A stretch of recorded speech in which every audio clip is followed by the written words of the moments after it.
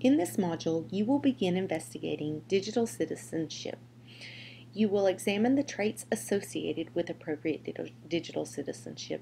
You will identify skills, expertise, and abilities needed to use technology appropriately. You'll get to initiate and receive a webcast, and in doing this, you'll explore webcasting as an interactive media for teachers and students to use in education. You should consider how webcasting can foster connections with people in the community and around the world, and you'll also think about how webcasting provides students with the opportunity to experience learning from different senses. To begin, you will need to go to the Let's Brainstorm tab. In this tab, you will look at what are digital citizenship skills. The task at this point is to identify at least one specific topic that teachers need to teach to help digital natives understand how to use technology appropriately in a global community. You'll need to support this specific topic with some type of resource on the web, an article, a blog, an image, audio, video, something like that, and you will link that resource to your sticky note. And by sticky note, what I'm talking about is you have here a brainstorming wall, and each person will post their specific topic to this wall, and you will also provide the link to your resource that supports this information, because this is a graduate course, so it's not just your ideas, but showing that you can support why that's a good idea, why that specific topic is needed to be taught.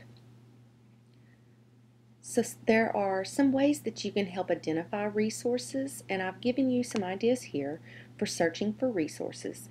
We all Google, but besides Googling, there's some other ways that can help you, such as Boolean searches and some different places on the web that you can go to actually find those resources to help support your ideas. Also, don't forget that we do have the SHSU online library, and we have databases that are already paid for in your tuition there, so use them.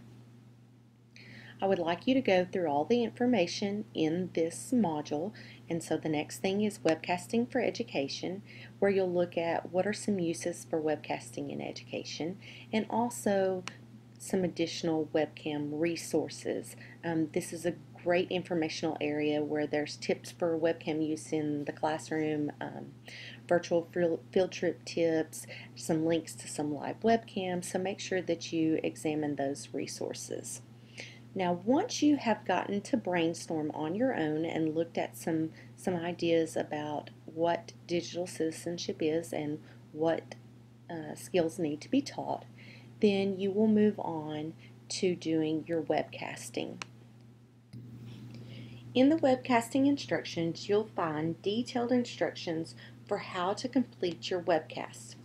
For this assignment, you're going to be involved in two separate webcasts. One where you will initiate a webcast with a peer, and another where you will receive a webcast from a peer. You will be put into specific groups called task forces to complete this activity. So once you've identified your task force, you'll look at your list, and the first person on the list will initiate a webcast with the second person. You will complete your webcast. Then the second person will initiate a webcast with the third person, and so on.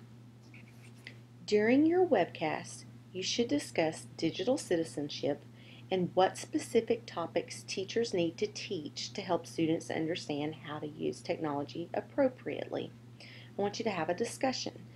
During this time, you should also take pictures of yourself with your classmates on the computer screen, and you're going to take and compile your information that you learn in the webcast and your pictures into one voice thread for each task force.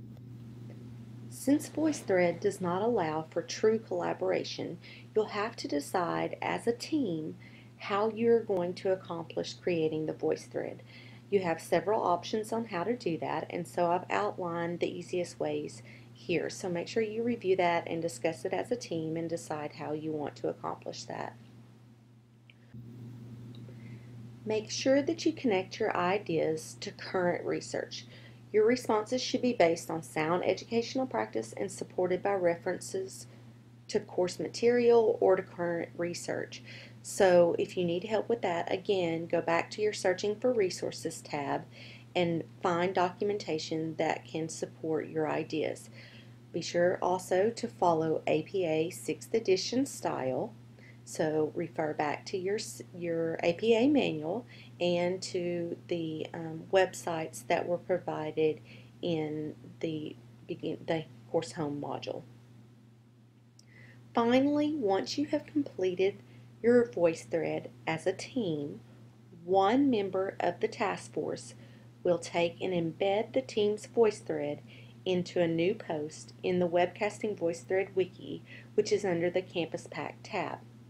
Please make sure that you title your post with the team's number and include all of the team members' names in the body of the post. Also, don't forget to add your reference list as text below the embedded presentation. As a group, it would be a good idea to review the reminders to avoid common errors. These are things that I've seen often when I've done similar assignments to this, and so I want to make you aware of those so that you can avoid those same errors. You'll also want to review the webcasting rubric. The webcasting rubric is a PDF file that you can review and tells you specifically what I am looking for when I'm assessing your VoiceThread.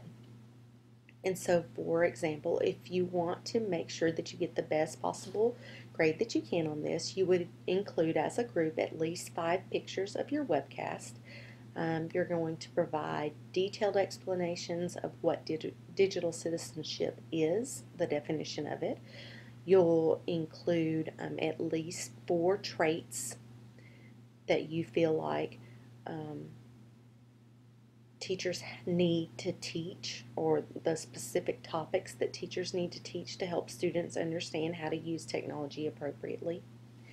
You'll connect all of this information to content. In other words, you'll support your ideas with references to resources that are either blogs or wikis or articles, some sort of resource outside of just your own knowledge. And then, of course, your design. It's not all text. You do include some other more interesting aspects that are included in VoiceThread, that it's not just a basic PowerPoint, something like that. And then, of course, being graduate work, your writing mechanics, verbal communication, all of that is very important, and that you follow APA style.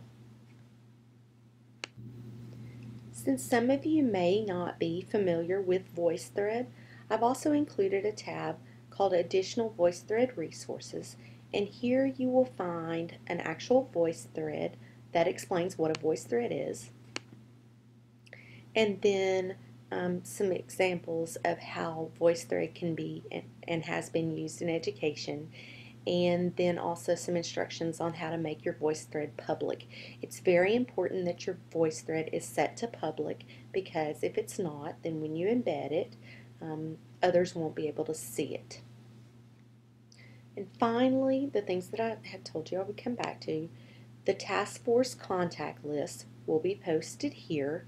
It will be announced later this week, once everyone has submitted their information survey, and I've been able to put you into task force based on what you're currently doing and your interest.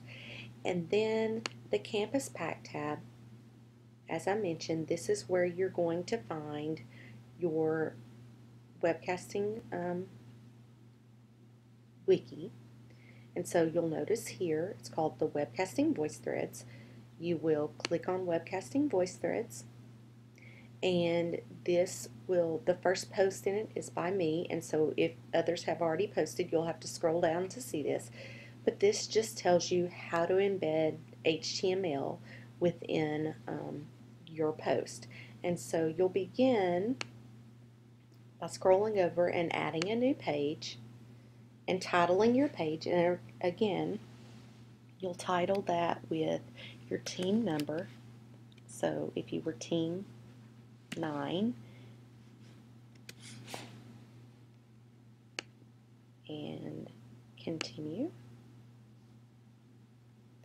And then you will embed your HTML code from your VoiceThread, and you would just paste it in this box and then click update. I'm going to click cancel. And then below your embedded HTML, you would paste in your reference list and then save and exit. If you have questions in this module, please go to the Coffee Lounge on Webcasting and ask your questions here by posting a response.